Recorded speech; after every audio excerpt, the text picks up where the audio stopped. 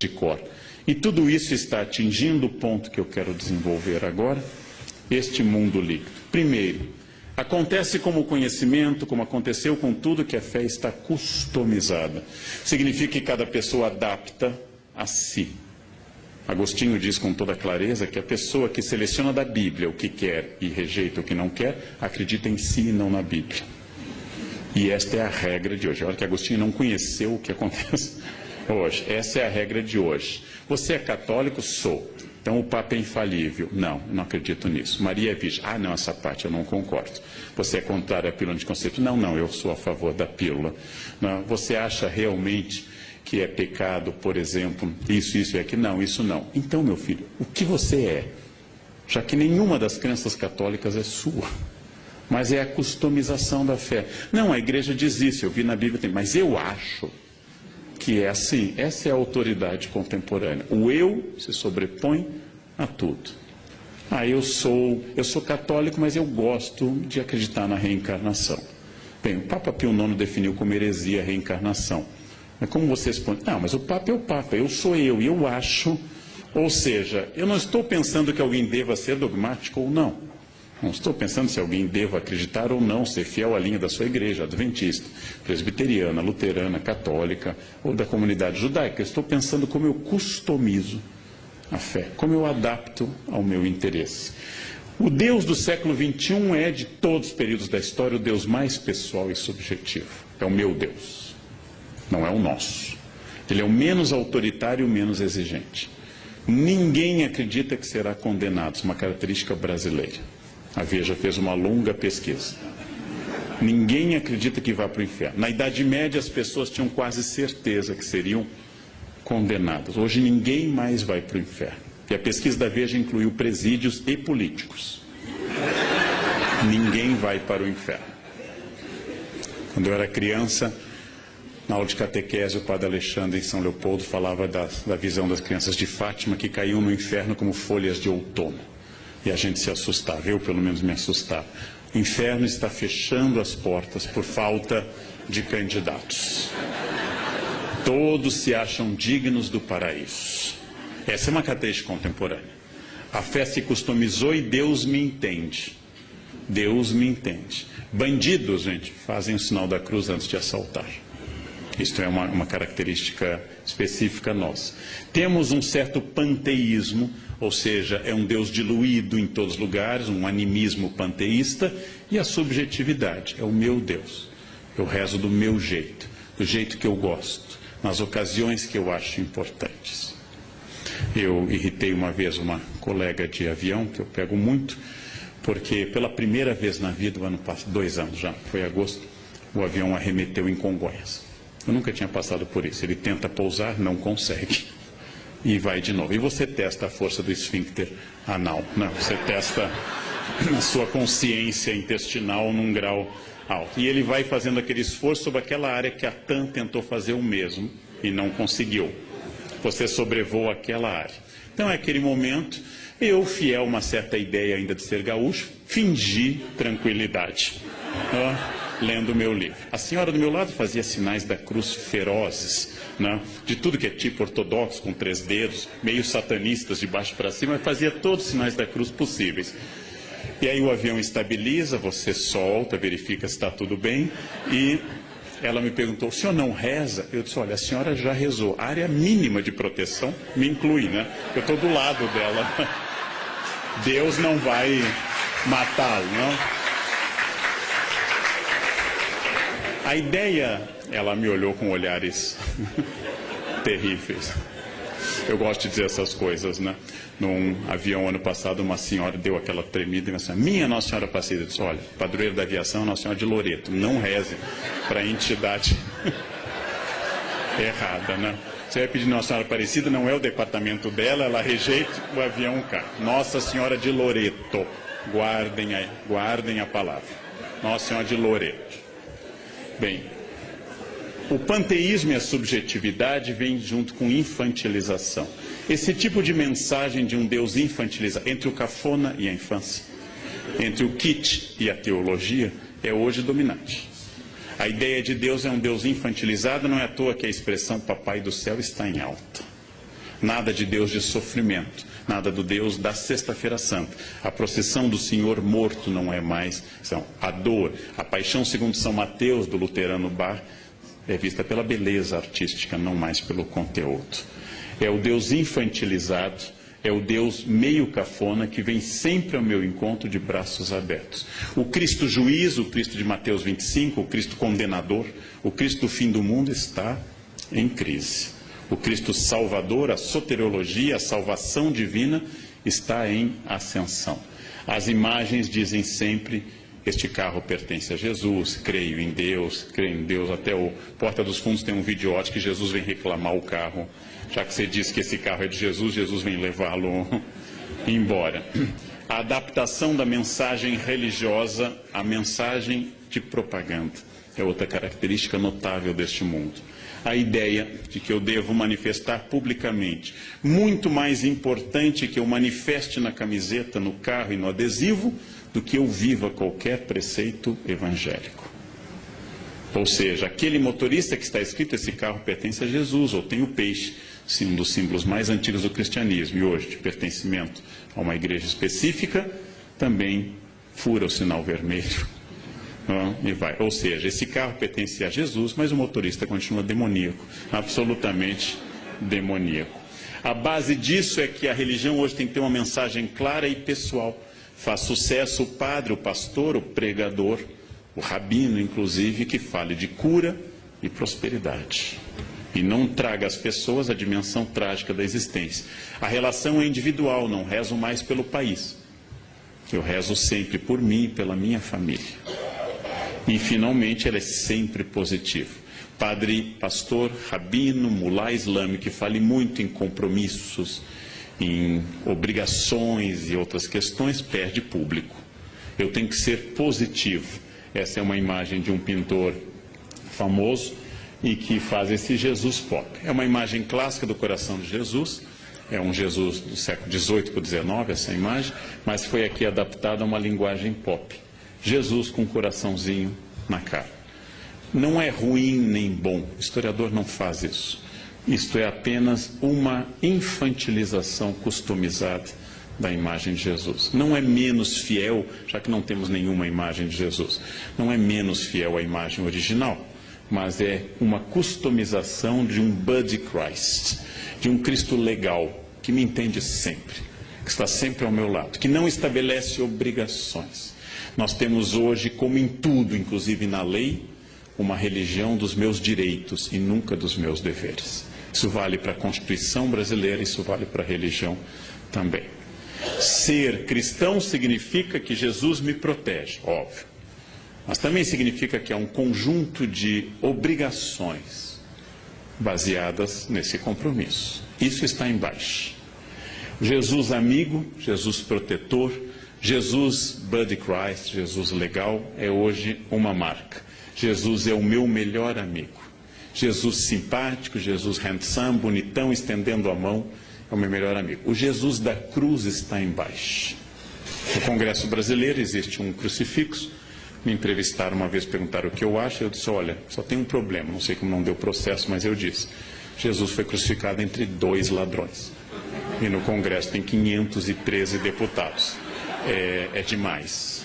Eu acho que nem Jesus merece essa carga, né? 2 ladrões, ele conseguiu converter um. 513 deputados, gente. Eu pediria a retirada do crucifixo por motivos religiosos e não de Estado laico. Pediria por respeito a Jesus. Respeito a Jesus. Outro traço da crença atual é que ela tem que ser o mais catártica, ou seja, a palavra catarse, a palavra aristotélica, o mais cheio de energia, missa animada, seja ela carismática, seja ela um culto neopentecostal. Mesmo naquele protestantismo que é o limite entre o protestante histórico e o pentecostal, que é o batista, há um bom culto, é aquele culto animado. Erguei as mãos, dai glória a Deus, canta, anima. Eu, como estudo religiões, eu frequentei a missa do Padre Marcelo. Eu recomendo aos senhores, porque é um caso muito interessante, mas tem que ir logo, porque não dá para ir na terceira idade, você não tem energia, você não chega ao credo, porque senta, levanta, grita, rodopia, não dá. É uma missa para jovens com boa capacidade aeróbica, boa capacidade, porque ele é animado. O cara animado é aquele. Então, a ideia de um rito catártico, que as pessoas vão na marcha com Jesus, que vão numa missa carismática ou vão num culto neopentecostal, é outra característica dessa crença. Ao lado de um fenômeno urbano típico da década de 70 em diante, que é o New Age. Teorias orientais, Yin, Yang, da teosofia, do taoísmo, que atinge a teosofia, ecologismo, Deus está nas árvores, nas cachoeiras, animismo, Deus está diluído na natureza, e assim por diante. Essas religiões da nova era entendem o sagrado como geral, que você deve sentir a grande metáfora que é a energia, palavra que me irrita em particular. Quando as pessoas, você sente nesse hotel essa energia? Claro que sinto, 5 estrelas, a cama é ótima, eu sinto uma energia fabulosa, né? Quando tem aquela toalhinha de esfoliação suave, que você passa no rosto e é uma lixa, eu sinto uma energia ruim.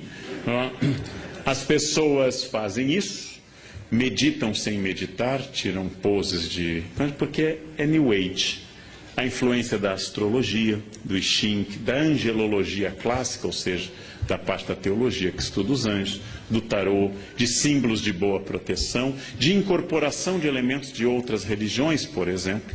É o caso do Brasil, onde passamos nos últimos 30 anos a utilizar branco no Ano Novo, influência de cultos afro-brasileiros, e agora lingerie vermelha, se você quer amor, lingerie amarela, se você quer dinheiro. Imaginem alguém de cueca vermelha, o que atrai a isso? Um Exu, né? O que atrai uma pessoa de cueca vermelha? Cueca amarela. Imaginem a cena de cueca amarela. Salvo se alguém aqui está com cueca amarela, é exceção do que eu estou dizendo. A crença de que tudo isso faz parte de um processo geral, já que não é uma ordem nem cristã, nem especificamente católica, se vestir de branco no Ano Novo. É um conceito do sagrado, um conceito geral do sagrado que incorpora elementos de Kabbalah, incorpora elementos da tradição judaica da interpretação dos números, elementos de angelologia e assim por diante. Este conceito de sagrado tem uma metáfora que une tudo, a energia. Energia é uma metáfora que agora vem acompanhada de uma outra tipicamente contemporânea, que me irrita um pouco, que é física quântica. Quando as pessoas não têm a menor ideia de um fenômeno, elas dizem que é física quântica. Elas também não têm a menor ideia do que seja física quântica. Aliás, elas não têm do que é física newtoniana, que é mais fácil, quanto mais a quântica. Eu também não sei o que é física quântica. Fiz um curso na Casa do Saber de 4 aulas, mas continuo não sabendo. Porém, eu não uso essa metáfora. Quando não tem explicação, é física quântica. Bem, outra questão, a sincronicidade. Tudo ocorre em benefício, em meu benefício, que é um dos pensamentos mais antigos e tradicionais do mundo. Perdi o avião, foi melhor. Foi melhor assim. Tentei viajar, não consegui. Deus tem Parkinson, escreve certo por linhas tortas. Eu vou entender no final. No fundo, é um barateamento de uma das mensagens mais bonitas da Bíblia, que é o livro de Jó. Por que sofrem os bons? Deus diz isso a Jó, né? Você pescou o Leviatã, você sabe o que eu quero, né? Quando Deus recrimina Jó. Só que essa teologia de Jó, que é os capítulos 1, 2 e o final são os mais antigos do Antigo Testamento, essa teologia de Jó vira uma espécie de universo que conspira a meu favor. Minha empregada me diz que leite com manga dá certo, dá morte. Então eu quis demonstrar a ela que isso é uma lenda e comi manga com leite. Não morri. Ela disse, não, mas o senhor é neto de alemão, não funciona. Então já tem uma variante. Só mata brasileiro luso, clássico, né? Aí ela me disse, não fala, professor, que acontece. Eu disse, esse teto vai cair, viu? Não caiu, então não acontece. Não. E ela, não, mas não é assim, tem que dizer com convicção. Não tem jeito. Não tem jeito, é quântico isso. Finalmente, os elementos orientais como karma e dharma, tradicionais nas religiões do Oriente, e que aqui são ressignificados sem muita propriedade. Karma e dharma são usados numa noção bastante livre de que é o seu karma. É meu karma ter na minha frente no avião alguém perdido, que não consegue achar o seu lugar, que vai até o meio do avião e descobre que é o lugar 2A. Então vem voltando contra Piracema, tentando voltar ao lugar 2A. É meu karma. É meu karma. Em outra vida eu prejudiquei fila de avião. Então nessa eu vim com essa missão. E acima de tudo, uma ideia até um pouco perversa é que doença é fruto do pessimismo e da amargura. Pessoas azedas têm câncer. Pessoas para baixo têm câncer. E aí eu lembro, Madre Paulina, padroeira no Brasil contra o câncer, era uma pessoa super para cima e morreu com câncer. Madre Teresa de Calcutá não era azeda e teve câncer, entre outros problemas. A ideia de que o otimismo cura tudo, você tem que ser para cima, você tem que ser animado, é uma ideia infantil. É uma ideia de crianças de fase pré-operatória. Se eu pensar, acontece. E o pensamento cria tudo. É um pouco idolátrico esse pensamento. É o clássico pecado de substituir o Criador pela criatura. Ou seja, a ideia que as partes práticas das religiões, como o islamismo, que eu estou dando um curso neste momento na Unicamp, diz com grande clareza, especialmente o islamismo sufi, confie em Allah e amarre seus camelos com firmeza. Essa é a parte prática. Inácio de Loyola dizia, reze como se os homens não existissem e trabalhe como se Deus não existisse. Essa é uma forma um pouco moderna e prática, mas isso aqui é um pouco infantil. O que você está fazendo? Eu estou pensando muito positivo. É um pouco problemático isso. Há uma nova consciência que mistura conceitos indígenas, culto à natureza, chás, maconha, ayahuascas, ervas e assim por diante. Essas pessoas fundem num sincretismo contemporâneo essa crença. Eu vou dar um exemplo que eu visitei e não conhecia ela.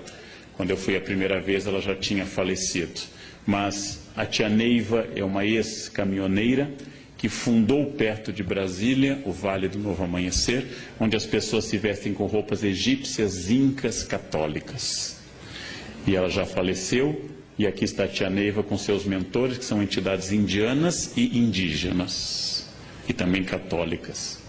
E aqui estão as pessoas que eu fotografei no Vale do Novo Amanhecer, vestidas com roupas ora ciganas, ora que elas atribuem que seja da época de Jesus e assim por diante. Essa comunidade é gigantesca. Então muita gente vai para lá e segue. Essa é uma customização fabulosa que vem acompanhada nas cidades de um outro fenômeno, a teologia da prosperidade. Substituindo talvez a teologia da libertação, que pregava uma análise sociológica de base provavelmente de materialismo dialético, surge uma ideia de que Deus, ao abençoar, traz a prosperidade pessoal. São os cultos que eu frequento bastante para fazer anotações, em que se diz, por exemplo, se eu conheci Jesus e eu saí do Serasa. Eu estava longe de Jesus e eu estava com a conta no vermelho. Agora eu conheci Jesus, eu comprei um Corolla, já temos uma casa em Tramandaí e nós vamos em breve fazer uma viagem até Bariloche, a gente vai ver neve. Essa ideia de que Jesus acompanha a prosperidade econômica, contrária à tradição de que a pobreza nos aproxima de Deus e a riqueza nos afasta, essa teologia da prosperidade faz muito sucesso. Faz muito sucesso. Deus quer não apenas seu bem-estar espiritual, óbvio. Deus quer não apenas a sua saúde, mas Deus quer também a sua prosperidade material. E esta é uma novidade. Ela começa na década de 70 aproximadamente, com textos do atual bispo Edir Macedo, e depois se espalha por vários cultos e atinge várias percepções cristãs em particular. Quando eu digo isso, em nenhum momento eu estou dizendo que isso é errado. Eu sou historiador. Bom, então eu estou pensando por que em determinado momento, ao invés de Deus estar ao lado dos pobres, Deus começa a valorizar a classe média em ascensão. Amando os pobres, mas mirando na classe média em ascensão. Todo discurso de fé contemporâneo inclui uma ideia clara, que é a ideia da exclusão da dor. A exclusão da dor. Eu acabei de fazer, faz um ano, um longo trabalho junto a um dos médiuns mais famosos do Brasil, que é João de Deus.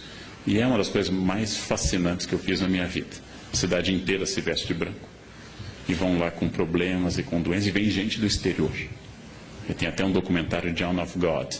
Não? E as pessoas fazem, e ele diz, mantenha a quimioterapia, mas confie na minha mediunidade. Bom, é fascinante isso. É fascinante, é uma expressão fascinante de um homem, é um fazendeiro, um homem que tem fazendas, mas é quase analfabeto, é um homem tosco, mas com carisma extraordinário, e as pessoas realmente acreditam, e elas sentem a energia do local. A fé atual é muito midiática. Me refiro aqui à extraordinária missa ocorrida em Copacabana, com a primeira viagem do Papa Francisco à América Latina. Houve uma surpresa geral. A missa deveria ter sido num outro lugar. No mês mais chuvoso no Rio de Janeiro, escolheram um lugar que tinha pântano. Foi uma escolha, não é fácil fazer esse tipo de escolha, tem que pensar muito. É pegar o mês de chuva em Porto Alegre e fazer na Ilha da Pintada um campo para fazer uma missa. Conseguiram. Aí transferiram para Copacabana. A missa atraiu muita gente. Francisco começava a revelar seu extraordinário carisma e sua simpatia. E este milagre, que é um Papa argentino simpático, é um milagre absoluto, é a maior prova. São Malaquias diz que ele é o último Papa, né? São Malaquias profetiza todos os 168 Papas seguintes até o atual, Francisco, né? E os brasileiros vão para o juízo final com esse sorriso, né? A igreja sobreviveu a tudo, mas pegou um argentino, acabou, né? O fim do mundo acabou. Que bobagem. Mas essa fé midiática, esta fé de grandes eventos, Marcha com Jesus em São Paulo, grande evento evangélico, o Círio de Nazaré, o maior evento católico do Brasil em número de participantes, a Missa do Envio, que encerra essas Jornadas Mundiais de Juventude, que devem tanto a João Paulo II, a Bento XVI e também agora a Francisco, eles são movimentos muito impactantes. Eu diria que, ao contrário do século XIX, quando Nietzsche anunciou que Deus estava morto, quando os liberais anunciaram a morte iminente de Deus, que os liberais estão mortos e Deus vai bem. Deus vai bem. Essa é uma velha piada universitária. Deus está morto, assinado Nietzsche. Embaixo, Nietzsche está morto, assinado Deus. Ou seja, uma velha piada. Se há 50 anos, que era um período muito mais conservador, como eu acabei de falar da revista Isto É, há 50 anos havia poucas emissoras religiosas de rádio e de televisão. Hoje eu tenho que ter cuidado, porque praticamente só tem emissoras religiosas. Logo, em plena modernidade líquida, Deus aparece como uma boia, uma segurança, uma referência permanente. E o futuro da religião hoje é mais brilhante do que a gente poderia dizer na década de 60. Na década de 60, o cardeal Vicente Scherer tinha acabado de inaugurar um grande seminário em Viamão, esperando uma explosão de vocações, e as vocações despencaram. Muita gente achava que a igreja fecharia por falta de candidatos. Isso mudou. Ainda há carência de vocações, mas isso mudou. E as igrejas evangélicas se capilarizam com muita rapidez e também mudou este quadro. Há mais gente religiosa em 2015 do que havia em 1980. Há mais gente religiosa. Há um efeito enorme nas periferias do Brasil sobre a questão de drogas e de álcool da presença religiosa. São pessoas que passaram a viver isso. Em prática, eu diria que, como todo mendigo até hoje, pede uma esmola pelo amor de Deus e agradece que Deus lhe abençoe, que os discursos religiosos continuam tendo muito sentido semântico e prático na nossa sociedade. Como nós enfrentamos, como diz que Thomas, problemas estruturais sociais, como nós continuamos com problemas estruturais, sociais, culturais e econômicos, o discurso religioso continua muito significativo dentro deste vazio. Dentro deste vazio contemporâneo que tem uma imensa dificuldade em estabelecer referências. Nessa velocidade que eu fiz toda a primeira parte acelerada, as mensagens continuam com sentido. Dando um curso uma vez sobre tradução de hebraico na Unicamp, eu lembrei que, veja uma metáfora que perdeu totalmente sentido, que é belíssima, mas perdeu sentido. As metáforas agropastoris da Bíblia. O reino de Deus é semelhante ao grão de mostarda. Eu sou a videira, vós sois os ramos. O que significa para um ser humano urbano nascido no centro de Porto Alegre? Aquele que acha que uma galinha é uma Knorr viva, ou seja, que nunca teve contato com a natureza, que não tem ideia do que seja um grão de mostarda. Para ele, mostarda é um potinho que existe no supermercado. Eu poderia mudar, pegar o Salmo 23 ou 22 da Vulgata. O Senhor é meu pastor, nada me faltará. Dominus regit me, em latim, eu poderia mudar para o Senhor é meu provedor de banda larga, Ele nunca cairá. Isso faria as pessoas entenderem mais rapidamente. Mas um dos encantos da religião é o seu arcaísmo. É usar uma linguagem, e não é à toa que depois de relativamente reprimido, o latim volta à igreja. São autorizadas hoje dezenas de missas pelo Brasil, pelo rito tridentino, pela missa de São Pio V. Significa que os discursos e as práticas religiosos por causa do discurso, significa que hoje há mais fila para casamento numa igreja, como aqui, a São José, aqui, do que havia há 50 anos. Em 1968, as jovens queriam sair de casa e queriam levar uma vida hippie. Em 2015, elas têm o mesmo sonho da avó, um marido rico, bem-sucedido e casar de branco na igreja. Nós somos notavelmente mais conservadores do que há 50 anos. As pessoas fizeram a Revolução Francesa, mas querem morar em Versailles. Elas querem continuar morando em casa, com a liberdade da Revolução Francesa. O que acontece hoje, se você marcar numa igreja como Nossa Senhora do Brasil, em São Paulo, o seu casamento, que precisa de 3 anos de antecedência, se você perder o noivo, mantenha a data marcada. É mais fácil você vir a encontrar outro do que encontrar. Mantenha a data marcada, porque é fundamental se você quiser. O sonho hoje é coletivo. A avó, a mãe e a menina continuam sonhando com casamento de branco na igreja. Isso é notável. Isso é notável. Nós continuamos explicando mazelas sociais por tudo isso. Mas, se para encerrar é óbvio que nós temos pertencimentos líquidos, que, por exemplo, instituições tradicionais como a maçonaria perderam muitos membros nos últimos anos, que pertencimento a clubes e sociedades hoje é muito mais fraco. Se é verdade que hoje está em ascensão um Deus pessoal e positivo, que o Deus da obrigação, o Deus terrível, o Deus de Mateus 25, como eu disse, não está na moda, e que as fronteiras se diluíram, eu também posso pensar, para encerrar, uma questão mais filosófica. Esse Deus atual apropriado pelas pessoas. Esse Deus que exige muito pouco de mim e confirma a minha vida. Já que hoje nós confirmamos tudo. Eu devo comer esse quindim? Eu sempre tenho uma resposta. Pai, você já malhou tanto. Pai, você merece. Hoje é quarta. Tanto faz o dia, né? Hoje é quarta. Né? Amanhã você corre mais na esteira. Eu sempre tenho uma justificativa. E as pessoas colaboram. Elas nunca dizem isso, não como não. Elas dizem... Ah, como você merece. Né? Se você não comer, vai fazer mais mal ainda se você não comer. Né? Ou seja, nós estamos num universo em que tudo que sou eu é explicável. É explicável. E eu preciso fazer dessa forma. A fé atual é uma forma de prisão imanente. Ou seja, naquilo que a gente considera de material, imanência, aqui e agora, hic et nunc. Aquilo que eu considero de imanente, atual, individualista. É difícil saber, apesar da imensa importância da religião hoje, institucional e pessoal, os dois campos. É difícil saber se a fé média das pessoas é uma forma sofisticada de ateísmo religioso.